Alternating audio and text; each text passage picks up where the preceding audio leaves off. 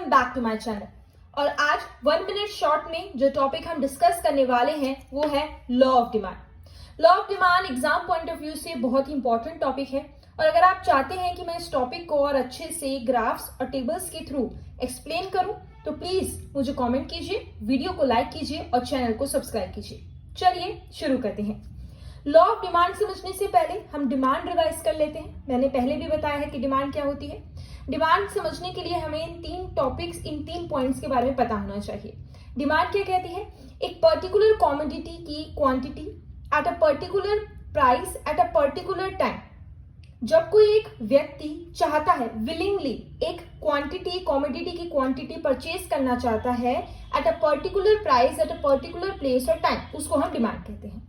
वहीं law of demand क्या कहता है?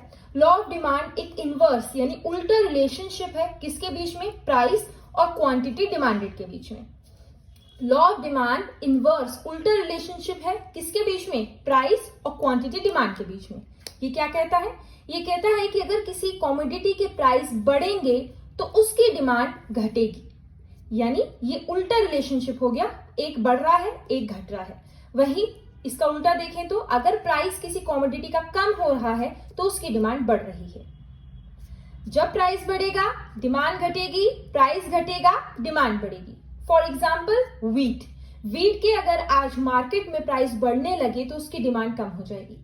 वहीं अगर वीट के प्राइस, याद रखिएगा हम प्राइस की बात कर रहे हैं, वीट के अगर प्राइस कम हो जाएंगे तो उसकी डिमांड बढ़ने लगेगी। Thank you.